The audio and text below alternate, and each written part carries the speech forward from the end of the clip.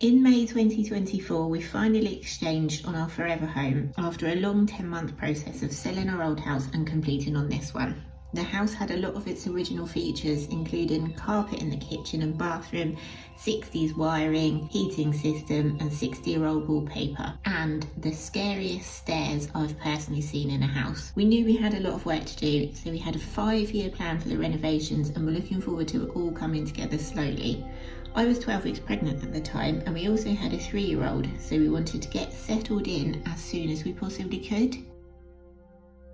But 5.5 hours later, while we were out picking up food, our house caught fire and we came home to the fire brigade putting out the fire.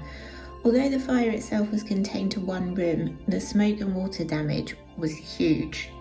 Our insurance company failed to decontaminate the property for 10 weeks, meaning that we had to spend 6 months living in temporary accommodation and lost nearly everything. Every room had to be stripped back to its bare bones, and the soot had eaten its way through all metal, wood and fabric in the house, so we lost almost everything.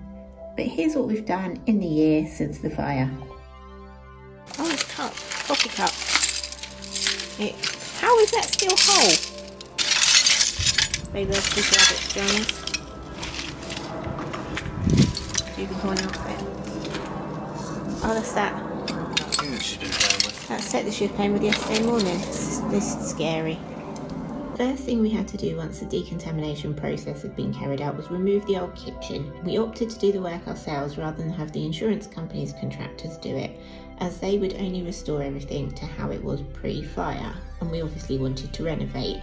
We didn't see the point in them wallpapering and carpeting the whole house when we would be replacing it anyway, and there was no option to get them to do some of the work, so we took the cash settlement. I say we did the work. At this point I was 5 months pregnant, I was still sick and obviously not wanting to be disturbing any of the soot that was left, so it was actually John doing all the work. The burnt ceilings obviously had to come down too.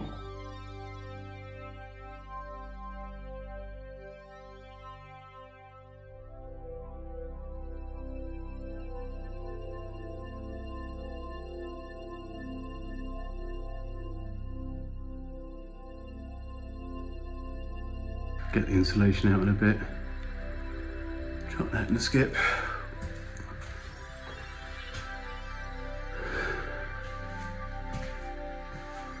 Ceiling down in the kitchen.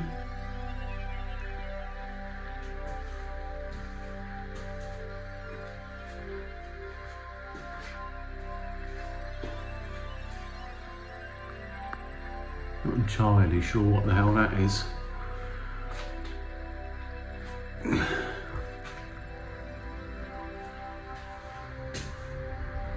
So kitchen is all out, and we have discovered lots and lots of random pipework.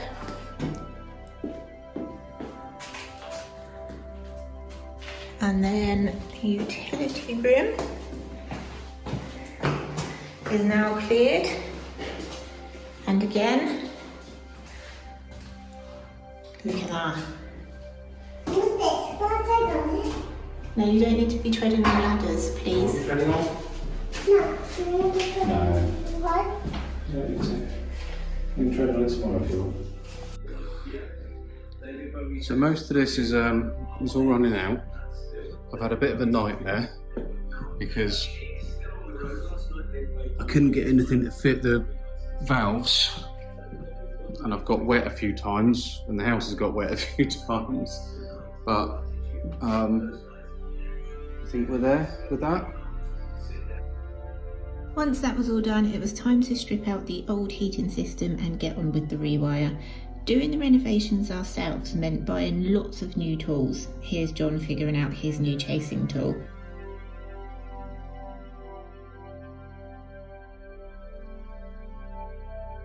I'm not actually sure how I would have coped if we'd been living here during this. The rewire was one of the first things on our 5-year plan, and I had no idea how much mess there would be.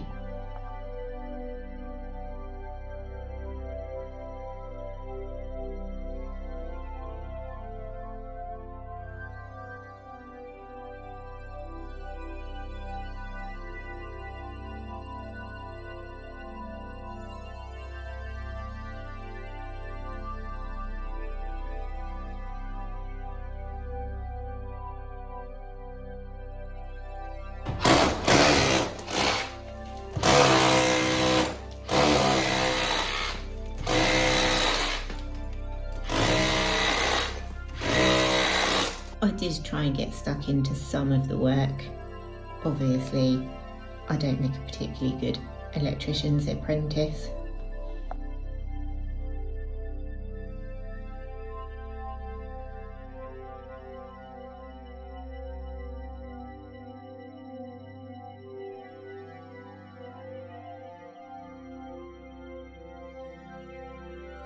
While we were getting all of this, we hired a building company to come in and start plastering so that new radiators could be hung and new water and heating pipes could go in.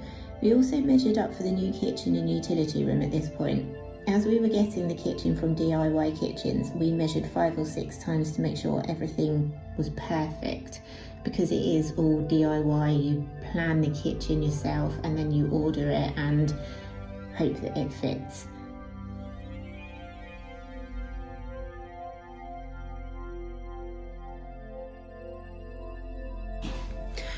So this is how it looks at the beginning of August. You can see carpets are out. I've made a start on getting rid of the wallpaper and the rewiring is happening. So on the next update, it should hopefully look much better. So the boiler has been moved and is now in the garage, and then there's a new cylinder there. And then John's measuring up for, is that for the carbon monoxide? That's going to be, yeah. Detector. So I'm going to put a carbon monoxide detector in here because obviously the boiler's in here. What's these? Yeah. That's wrapping paper that's probably useless now. Wrapping paper? And, yeah. And then that is where the new fuse board is going, and that's where all the wiring's come back to.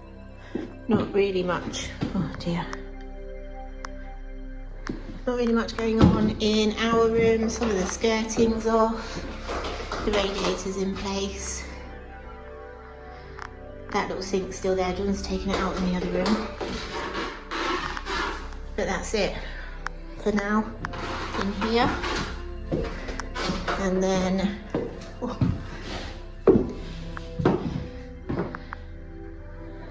not really anything going on in here yet, apart from the wiring. That's it.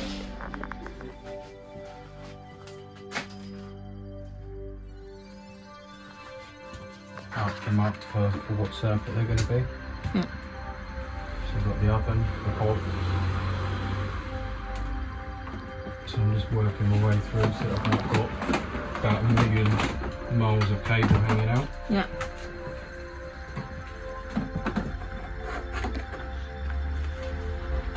Oh, it's warm in here. The power had been off in the house since the fire, and we literally had 2 sockets to do everything from that were fitted, like emergency sockets which run off of a different circuit because the fire had pretty much burnt through everything useful relating to the electrics.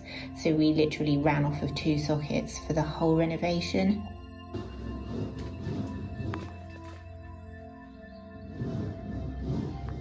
So we've got the oven, the hob. Yeah. Downstairs power one side of the house, downstairs power the other side of the house. Yeah. We've got upstairs power, Yeah. boiler. Yeah. In amongst that, I've got there's a spare one for vehicle charger Right, okay. for future, so the circuit breaker's in there, ready for that. Yeah. There's a spare one for garage power and lighting. Yeah. So it's the breaker's physically in there, but it's not connected to anything. Yeah. Then we got downstairs lighting, upstairs lighting, and smoke detectors. Excellent. And then all the pipe works for the radiators have been put in. They're all attached now. And then up here, Carry you down. we've got all of the pipe work is in now. Radiators all done, switches all on.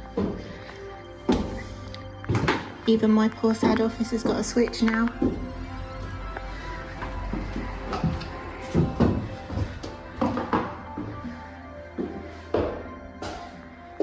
Isabel's room. Light switch.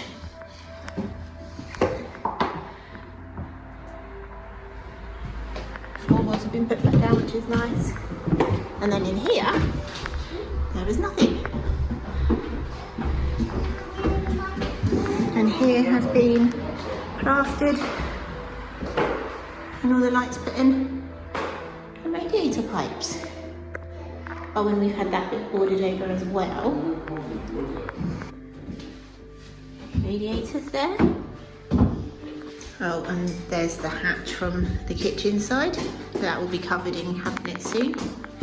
While the builders were here, we asked them to build a wall in the living room to create a playroom and also split one of the bedrooms into two, making a 5th bedroom. This was in our 5-year plan, our original 5-year plan, and we had savings to cover this sort of thing.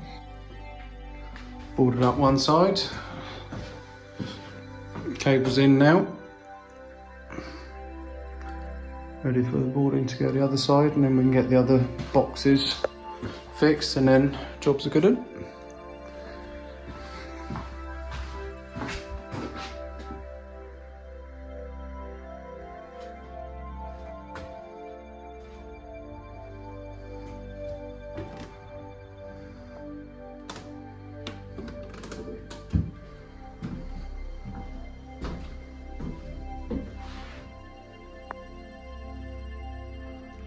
All nice and flat and sharp.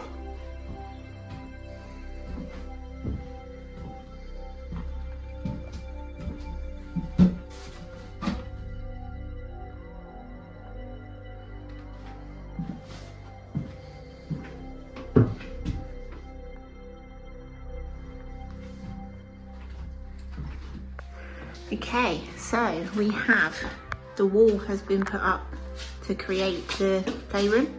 So basically, the living room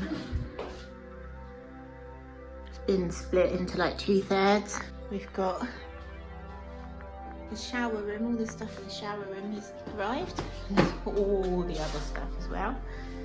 And then they've taken the fireplace out. John's got radiators situated so that all the pipe work can go in for that.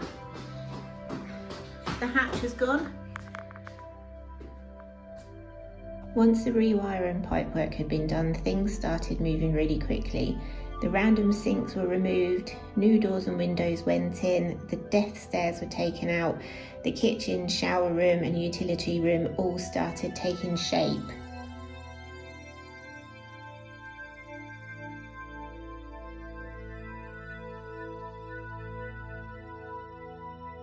Okay, so we have stairs, proper stairs that aren't death stairs, and we have power. The whole house has got power. Not quite sure what's going on with these. There we go. Actual power. And then everything is fully plastered and John is getting on with the mist coating. We needed a fully functioning shower room, kitchen and utility room before we moved in. These were all finished and working by November, but we're still in the process of finishing them now. Ideally, the flooring downstairs would have been the last thing to be fitted, but because of concerns with small children and animals on asbestos tiles, it needed to be done before we moved in. But I absolutely love this flooring. We wanted Isabel's room to be the first room completed so that she had something of her own after all of the stress. Obviously the fire, having to move 5 times and a new baby sister. We're all really pleased with how it turned out. We'd hoped to have it finished before we moved in, a week before Cecily was born, but that didn't quite happen. We did have it all done for her not long afterwards.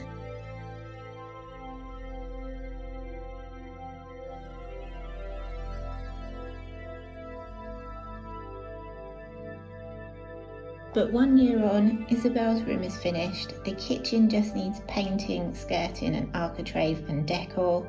The shower room needs a bit of tiling and the utility room needs painting. We've got new doors on 8 of the rooms and the flooring downstairs is all fitted. Paint colours have been chosen and John's office has carpet, skirting and paint. There's still loads to do though. We have rooms with no doors or carpet, we've got a bare staircase, and my office doesn't look any different. We haven't even started on that. The living room we've done nothing with other than the flooring. We need to build some sort of media wall in there. We need to decorate it. We need to put paneling in. We need to sort out the playroom. There's so much more to do. But we're all here and well, which is the most important thing. Stay tuned for the bathroom and utility room reveal, which will be coming soon, and hopefully plenty more renovations. Thank you so much for watching, guys, and for those of you that have been here since the fire happened, thank you for all your support. I'll see you next time. Bye.